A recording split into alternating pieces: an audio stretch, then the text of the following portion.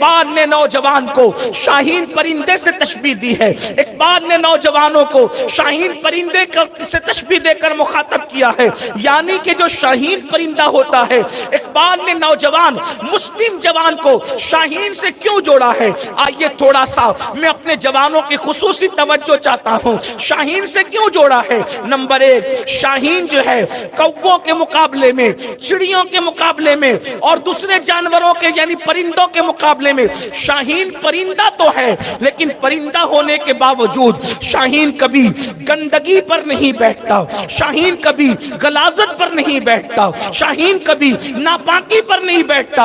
اقبال کہہ رہے ہیں اے میری قوم کے جوان، اے میری قوم کے مستقبل، جیسے شاہین پرندہ ہے ویسے تو بھی میری قوم کا جوان شاہین ہے، شاہین۔ اللہ اکبر، مطلب کیا؟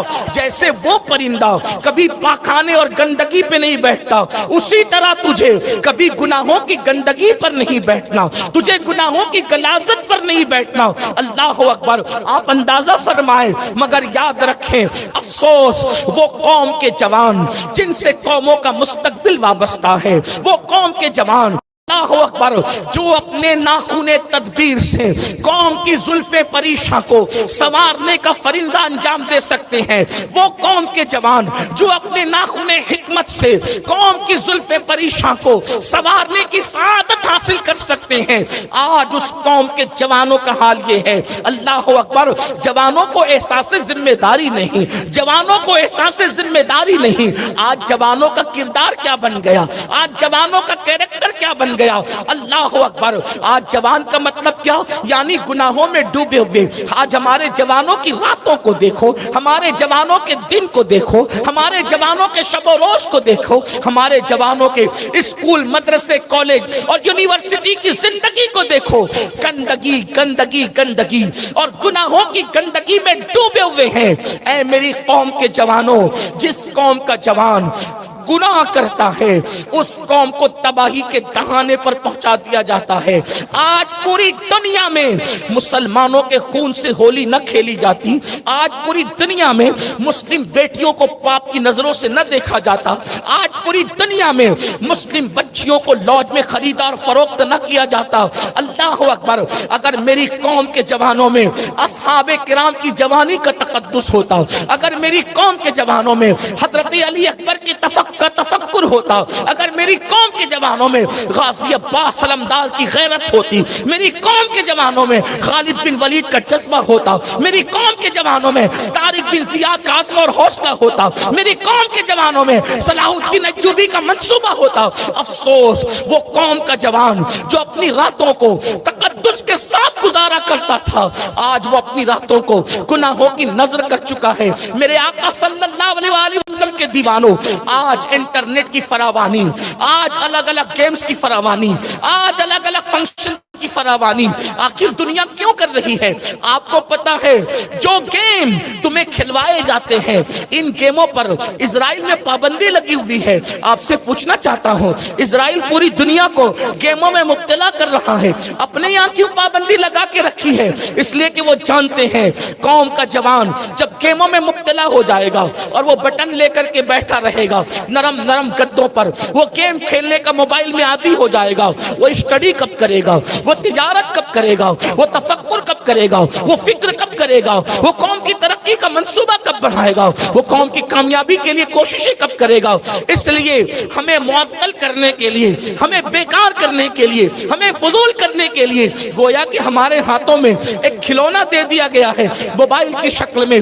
افسوس اور حیرت کی بات یہ ہے موبائل لے کر بھی، موبائل کو دیکھ کر بھی ہم سدھرنے کی کوشش نہیں کرتے، ہمارا مقصد ہم نے فراموش کر دیا۔ میں کہتا ہوں اگر کم از کم تم نہیں رسول اللہ کو آئیڈیل بنا پا رہے ہو، اگر حضور کو اور حضور کے اصحاب کو نہیں آئیڈیل بنا پا رہے ہو، اگر اتنے ہی غلام بن گئے مغرب کے، تو کم از کم موبائل ہی کو دیکھ لیا ہوتا کہ موبائل کو آپ دیکھیں کہ موبائل کا اصل مقصد کیا ہے۔ موبائل کا اصل مقصد ہے فون پر آنے والے کال کو انسان ریسیو کرے، بات کرے یا کسی کو کال کرے۔ آپ اندازہ فرمائیں موبائل کا اصل استعمال، اصل کام، اصل ایجاد اسی لیے ہے تاکہ فون پر گفتگو کی جائے۔ اب آپ مقصد موبائل کا کیا ہے؟ گویا کہ موبائل کی پیدائش کس لیے ہوئی؟ ایک دوسرے کو فون پر گفتگو کرانا، یعنی کہ دوریاں ختم کر کے رابطہ کرنا، اصل مقصد یہی ہے۔ پہلے اسی لیے موبائل پیدا کیا، پہلے اسی لیے موبائل کو ایجاد کیا، لیکن بعد میں ترقی ہوئی تو پھر اینڈرائیڈ فون آ گئے، اسمارٹ فون آ گئے، اور بڑی بڑی کمپنیوں نے لانچ کیا۔ اب اس میں کیا ہو گیا؟ اس میں فیس بک بھی آ گیا، اس میں جو ہے وہ یوٹیوب بھی آ گیا، اس میں ٹویٹر بھی آ گیا، اس میں اور پتہ نہیں کیا کیا کیا کیا کیا بہت کچھ آ گیا۔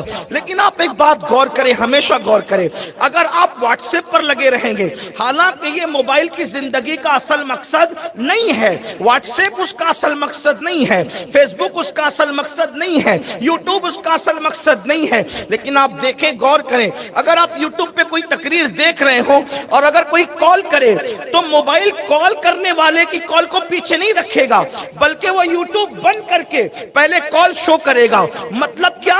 موبائل بتا رہا ہے کہ میری پیدائش کا مقصد کالنگ ہے، یا تو باتوں کو کروانا یا تو باتوں کو سنوانا۔ اب تو یوٹیوب دیکھ رہا ہے، یوٹیوب رک سکتا ہے، کال نہیں رک سکتا۔ فیس بک پہ بیٹھا ہے، فیس بک رک سکتا ہے، کال نہیں رک سکتا۔ میسج چیک کر رہا ہوں، میسج رک سکتا ہے، کال نہیں رک سکتا۔ مطلب موبائل کے دیوانوں، موبائل بتا رہا ہے کہ میرے سارے فنکشن اپنی جگہ ہے، مگر میری پیدائش کا مقصد ایک دوسرے کی بات کرانا ہے، تو کال آتا ہے تو سارے فنکشن رکوا کر پہلے وہ کال کو شو کرتا ہے۔ تو کم از کم موبائل ہی سے سیکھ لیے ہوتے، وہ موبائل ہو کر اس لیے عالم کی، خطیب کی، علامہ کی، ایم ایل اے کی، ایم پی کی جیب میں سینے پر ہے کہ اس نے اپنی پیدائش کے مقصد کو فراموش نہیں کیا، وہ کال کو ضرور سنوا رہا ہے سب کو رکوا کے۔ اے مسلمان، تو کیوں پیدا ہوا؟ تو اپنے پیدائش کے مقصد کو کیوں بھول گیا؟ قرآن کہتا ہے وَمَا خَلَقْتُ الْجِنَّ وَالْإِنسَ إِلَّا لِيَعْبُدُونِ۔